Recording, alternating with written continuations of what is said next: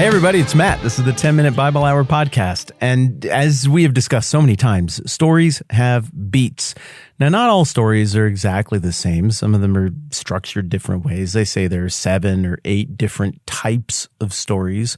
But one of the ones that tends to transcend time and culture and that we can just do again and again and again and we keep loving it is the hero-centric story. It's the story of the little nobody who demonstrated a few signs of promise in their simple little backwoods that they came from, and then adventure comes their way and they have to respond to that call to adventure, and then they rise to the moment, and those little attributes grow into big versions of those same attributes, and they have what it takes to be a hero, to slay the dragons within them so they can slay the dragons external to them. It's absolutely timeless.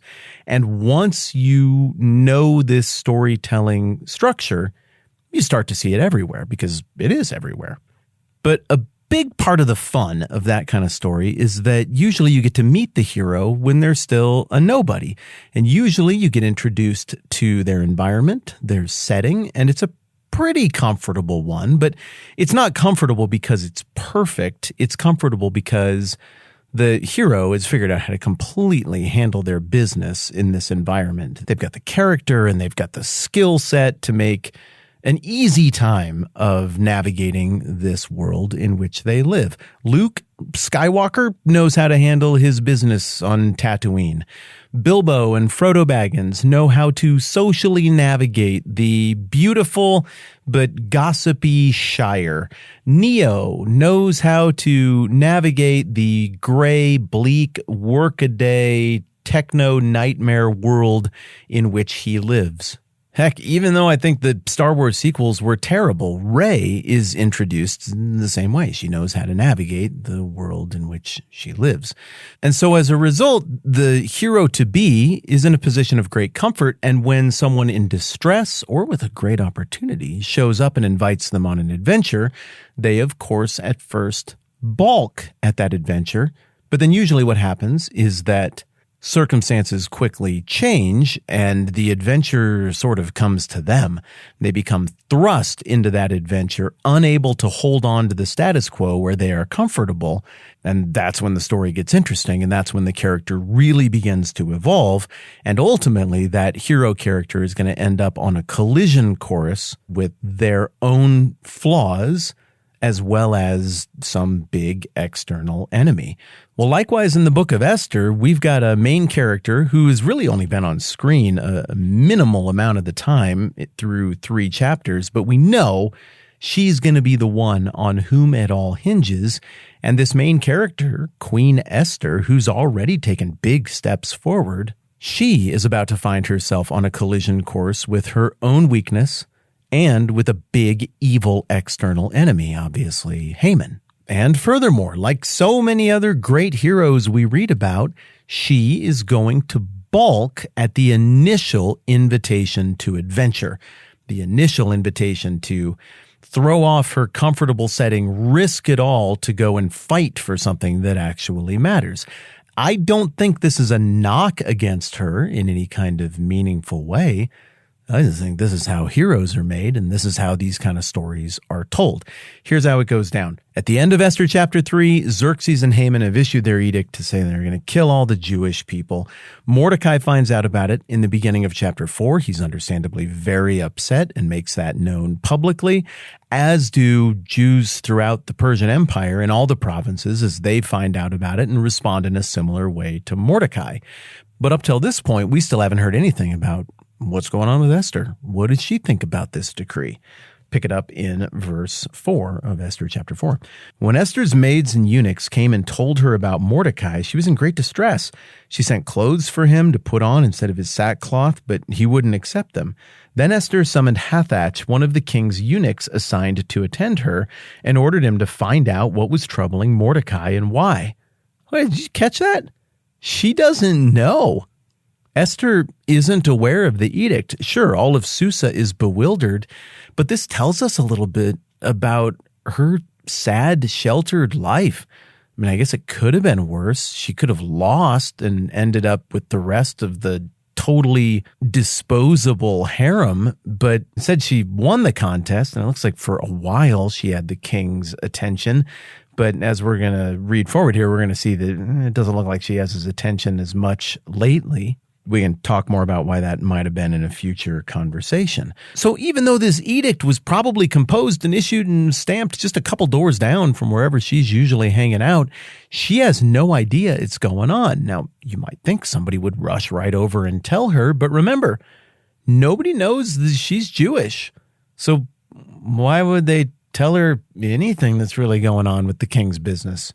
Her job is to be pretty and please the king when she comes to his mind. That's kind of it, not offer input on matters of state, let alone matters of state with stakes so high. In the end, it's going to turn out to be providentially awesome that nobody knew that she was Jewish, but it's just crazy. Everybody else in the whole province knows about this thing, and the lady who is right there next to the seat of power, she has absolutely no idea. So when she hears about what's going on with Mordecai, she's trying to find out what's wrong. She doesn't get it. She doesn't know. Here's some better clothes. Put these on. Why are you being like this? What's up? So then in verse 6 it says, So Hathach went out to Mordecai in the open square of the city in front of the king's gate. Mordecai told him everything that had happened to him, including the exact amount of money Haman had promised to pay into the royal treasury for the destruction of the Jews. How did he know that? I think this Mordecai fellow had a lot of little birds that would chirp to him and tell him about things going on hither and thither. I think the same skill set that enabled him to have an ear out for the plot against King Xerxes' life a couple pages earlier here is the same skill set that is coming into play here with him knowing all the details about what's going on with Haman. It probably would have weirded out Hathach a little bit. I mean, because eunuchs, they've got their ear to the ground. I mean, that's their whole job, is to be dialed into their network of little spiders who tell them exactly what's going on hither and thither. I think Hathach would have imagined that internal discussion about how much we're going to pay to kill the Jews would have been just that, internal. So there's probably a moment of realization that's happening during that conversation where this eunuch is like, dang, I'm kind of dealing with a big leaguer here who's got his own little network of spies and birds and spiders that tell him things that he would need to know. So then in verse 8 it says, He, Mordecai, also gave him a copy of the text of the edict for their annihilation, which had been published in Susa, to show to Esther and explain it to her. And he told him, that is, Mordecai told the eunuch, to urge Esther to go into the king's presence to beg for mercy and plead with him for her people. Now, on the surface, it seems like the simplest thing in the world, because you're probably picturing your parents or your spouse or some people you know who are married or some people you've seen who were married on a sitcom or something. You're like, well, you just go right in there and talk. How hard can it be? But remember, the greatest, most valuable commodity in the world at this point in history is access to the throne of the Achaemenid king of Persia. You don't just give something away that is that valuable, even to Queen Esther. She doesn't get to just walk in and see the king. The king summons her. And we're going to find out as we look further ahead in this passage tomorrow that it's been a while. Remember, for you and me, it's been one page since Esther was the talk of the town. But in terms of Xerxes' reign, it's been about a third of his total reign that has elapsed in this time. And it would seem that she is not as much on his radar anymore. And this is not as simple as just waltz right in and make a request. So what we're going to see tomorrow is that just like when you watch a movie and you want the action to happen and you're rooting for the hero and you're rooting for the evil to be defeated and you're like, well, there you go. You got a call to action. Take it. And you're kind of like, what? Why are you balking at the call to action? You're supposed to be the hero. Come on, you got to go do the thing. We're going to feel that same emotion as we see Esther try to preserve the status quo that is comfortable and not pursue this adventure. It takes a little bit of persuasion before she is going to heed the call to adventure and get after it. Further, this heeding of the call to adventure is complicated by the fact that she doesn't really get to have any direct contact with the guy who is making the call to action, Mordecai. They have such a strange, distant relationship because of the isolative nature of Esther's existence in the palace. So it's not as simple as just go chat with the king and get him to cancel his thing.